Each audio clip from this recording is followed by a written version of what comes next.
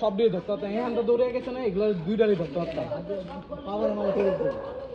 আরে ওদিকে যে বের হয়ে গেছে গিয়া তো ফাইল আমি নাইট গার্ডে ছিল একটা সিগন্যাল না এতগুলো সিগন্যাল না একটা সিকিউরিটি কই মানুষ ঘুমতে করতে যায় সিকিউরিটি কই আমরা এইগুলো দিয়ে হুন্ডা নিয়ে মারতে দিচ্ছি না না সিগন্যাল একটা সিকিউরিটি জায়গা গাতে দেখলাম না আমরা সব প্রতিরোধ কমিটি এসে ঢিলা হ্যাঁ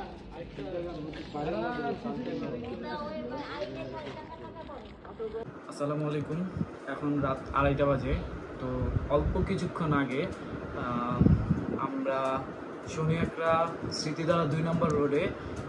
ছিনতাইকারী কবল থেকে রক্ষা পেয়েছি এবং সেখানে হচ্ছে যে আরেকজন ভুক্তভোগীকে পেয়েছি যিনি হচ্ছে যে ফুটপাতে বিজনেস করে উনি হচ্ছে বাসায় যাওয়ার সময় হচ্ছে যে ওনার কাছ থেকে ওনার ব্যবসার 5,000 টাকা ছিনতাই করে নিয়ে যায় আমরা ছিনতাইকারীকে অল্পের জন্য ধরতে পারি নাই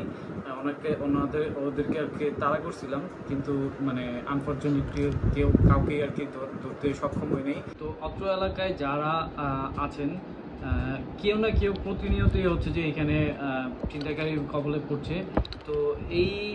ভুক্তভোগী সংখ্যা আস্তে আস্তে অনেক বাড়তেছে তো এইটার সমাধানের জন্য আমাদের এলাকাবাসীকে আগায় আসা উচিত আমাদের এখানে নাইট গার্ডের অনেক সংকট আগে যাওয়া ছিল এখন অনেক কমে গেছে তো নাইট গার্ড বাড়ানোর ব্যাপারে হচ্ছে যে এলাকা সংশ্লিষ্ট যারা আছেন তাদেরকে আমি সবিনয় অনুরোধ জানাবো এই আজকে যিনি হচ্ছে ছিনতাইকারী কবলে পড়লেন সেটা আমাদের পরিবারের যে কেউ হতে পারত তো এই সমস্যার সমাধানের জন্য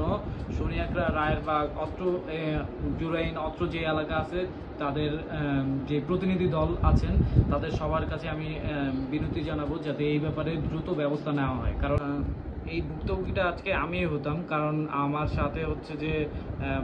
ক্যাশ টাকা থাকা বা মোবাইল থাকার কারণে আমি ওদের সাথে কথা না বেরিয়ে চলে আসি এর কিছুক্ষণের মধ্যেই হচ্ছে যে আরেকজন ছিনতাইকারীর শিকার হয় সেক্ষেত্রে আমরা হচ্ছে যে ওদেরকে মানে তাড়া করি বাট কাউকে ধরতে পারি নাই তো এই ব্যাপারে হচ্ছে যে সবার এলাকাবাসী সতর্ক হওয়ার জন্য আমি অনুরোধ জানাবো এলাকা ভিত্তিক নিরাপত্তা ব্যবস্থা জোরদার করার জন্য আমি অনুরোধ জানাবো আসসালামু আলাইকুম